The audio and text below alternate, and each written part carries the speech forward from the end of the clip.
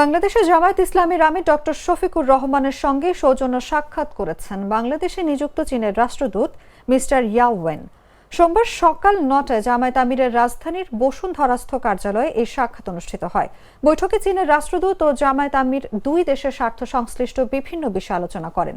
চীন ও বাংলাদেশের ঐতিহাসিক বন্ধুত্ব দুই দেশের জনগণের কল্যাণ, উন্নয়ন সহযোগিতা, পারস্পরিক বাণিজ্য এবং সংস্কৃতি বিনিময়ের ক্ষেত্রে অত্যন্ত গুরুত্বপূর্ণ ভূমিকা রেখে চলেছে।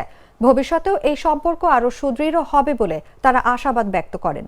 সাক্ষাৎকালে জামায়াতের আমিরের সঙ্গে উপস্থিত ছিলেন সংগঠনের সহকারী সেক্রেটারি জেনারেল এবং কেন্দ্রীয় প্রচার ও মিডিয়া বিভাগের প্রধান অ্যাডভোকেট এহসানুল মাহবুব জুবায়ের, বিশিষ্ট শিক্ষাবিদ ডক্টর জুবায়ের আহমেদ, উন্নয়ন টিম লিড দেওয়ান আলমগীর এবং জামায়াত আমিরের পররাষ্ট্র বিষয়ক উপদেষ্টা প্রফেসর ডক্টর মাহমুদুল হাসান।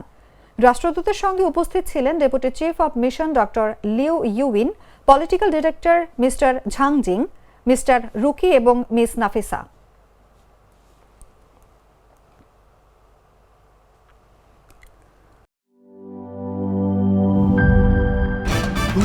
ভয় পাস না, এটা কসমিক ডোজ। শব্দের আরেক নাম কসমিক ডোর। এর ওয়াল থিকনেস ও রিপ থিকনেস বেশি থাকায় এটাকে 50 বছরেরও বেশি। কসমিক ডোর, নিশ্চিন্তে 50 বছর।